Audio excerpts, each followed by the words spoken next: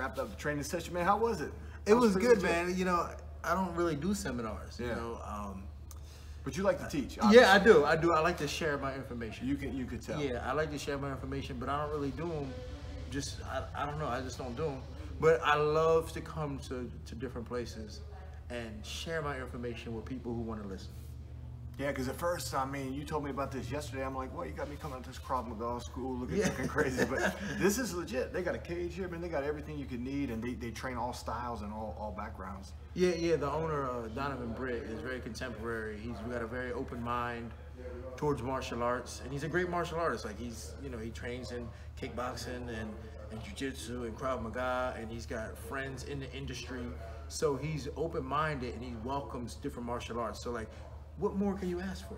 Yeah, and then plus, like I said, the facility, and then he was talking about the world-class instruction that they have in-house here. So yeah, he's good people. So that's what brought you into this schoolhouse. Yeah. Well, you know, the thing is, I met him a few years ago at a Lloyd Irvin seminar, and we were just talking. He said, "Man, you need to come out to my school."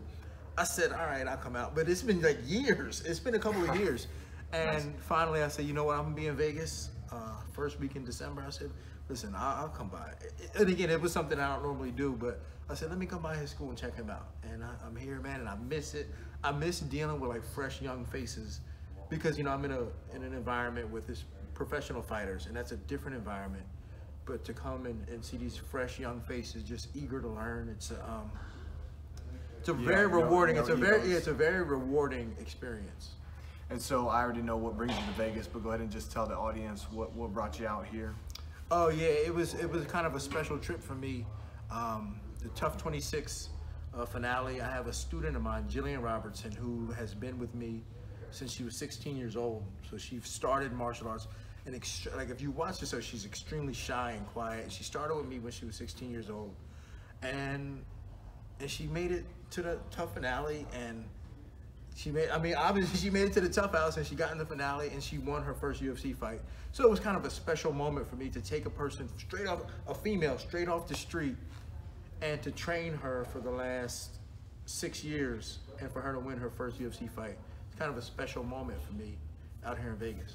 Man, that's incredible. I didn't know that. I mean, obviously I knew you were there. I didn't even know you were here in town until I saw you at the weigh-ins, but it was surreal actually watching the broadcast last night, because I train at Extreme Couture, which is where her opponent is from, Emily Whitmire, and her coach is Dennis Davis. That's my jiu-jitsu coach, my Muay Thai coach, and I can hear him yelling instructions, and I can hear you, and I'm sitting here watching at home like, damn, that's a trip, man. It's surreal. Yeah, I mean, it gets small world. It gets kind of you know, kind of weird sometimes when you have so many relationships in this game, and it happens to all of us. Like, we're all friends in this game, you know. I talk to these coaches, you know, and we're friends, but when we get in to do our job, man, we all want to win, you know. So it can seem a bit weird, but you kind of, you know, over the years you get past that. But it is kind of hard sometimes.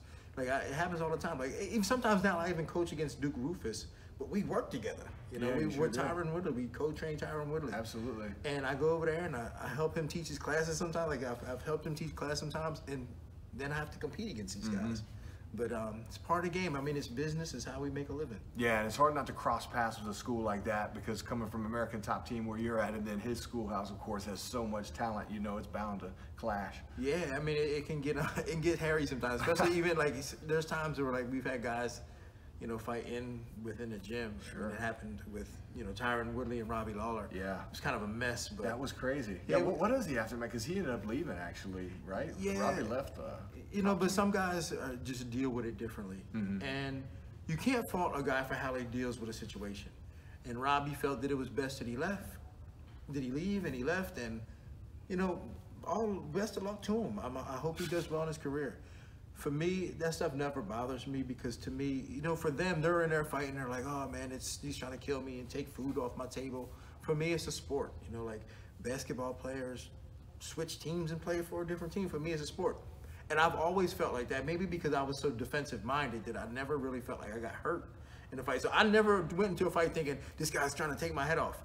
I went into a fight knowing that he's never going to take my head off. It's a matter of whether I can beat him or not. He's not going to take my head off because my defense is good. So it's a matter of whether I can beat him or not. So I never felt threatened in fights.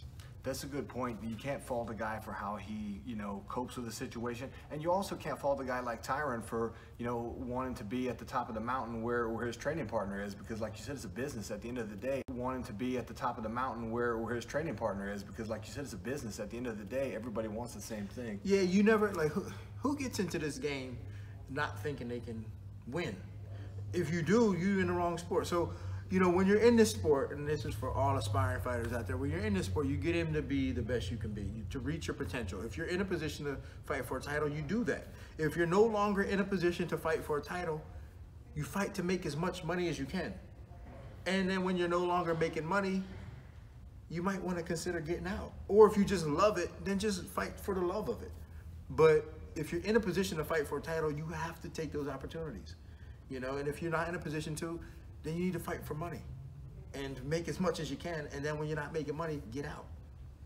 And have something to get out too. And speaking of, you've made quite a career outside of not just fighting, but with coaching. You're into other things. You're doing stand-up comedy now, and of course you're on the TV show with Dana White, Looking for a Fight. What's going on with that? So, I've been like dabbling in other performance arts for a decade now. Acting and improv comedy, and I just started on stand-up, and it gives me something to fall back on, because I found that a lot of fighters, and this is gonna happen to you if you're out there fighting, a lot of fighters, they don't want to retire because it's in their soul. Competition is in their soul, and they wake up every day, they go to the gym every day, and they train and they train and fight, and then again, they're no longer in a position to make money or be a champion. So now what happens is they have to retire. But then a piece of their soul is missing, and they have nothing to replace it. So now they come out of retirement to replace it, and the next thing you know, they're fighting too long, and then they end up with problems. So everybody needs something to fall back on. For me, it was doing comedy, improv comedy, and acting.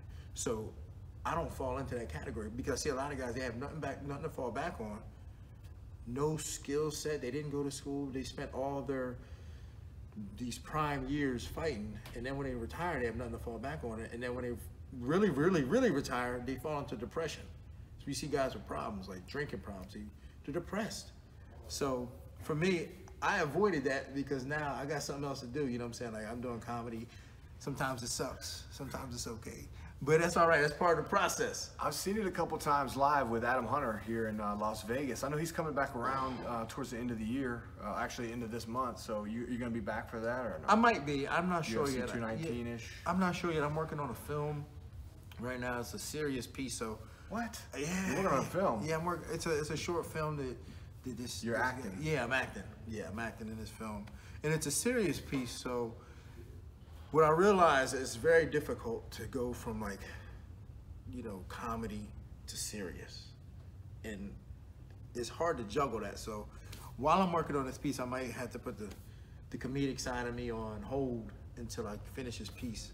Okay. Yeah. So that makes sense. I don't know. Yeah. It's kind of hard. That reminds me. Have you seen the new show Godless on Netflix? No, I haven't, but I saw it on Netflix. It's Keith Jardine is in there, and I think he actually has a speaking role, because he actually has, his character has a name, and then Donald Cerrone, his character is just called Gangster, so I don't think I think he's just there. But Keith Jardine looks legit, man. He's in there, he got the big old beard. He's one of the outlaws. Mm-hmm. It's a pretty dope series. What that was one thing for me too, was that like fighting, you start off in the beginning. You start off, you got to train in class, you got to work at it on your own, and work your way up. And that's the way I approached my acting career. I didn't want to just get into acting and go, oh, I want to be an actor now. Put me in a movie. I'm Dean Thomas. I hang out with Dana White. Put me in a movie. I didn't want to do that. I go to class, acting class every week. I do monologues, studying, playwrights. And I want to be able to do any movie and hang with any actor based on acting ability, not just, oh, you're Dean Thomas. You're used to be a fighter. Let's put him in a movie because he had a name. Mm-hmm. I don't want to be that. I want to learn the craft and go up the right way. Almost kind of reinvent yourself. Oh, absolutely. Reintroduce yourself to a new audience. You have to hide those ears, though, brother. I know. And this might be a problem, but again, I'm developing my craft in acting. So yeah, that's dope. Yeah. That's legit. Shit, man. Well, hell, I got nothing else for you, man. I thank you for your time, man. I really appreciate it. And, hopefully we could do this again, sir. My pleasure, my friend. And y'all be cool, man. Lay low. Rodney James signing off for MMA Latest News.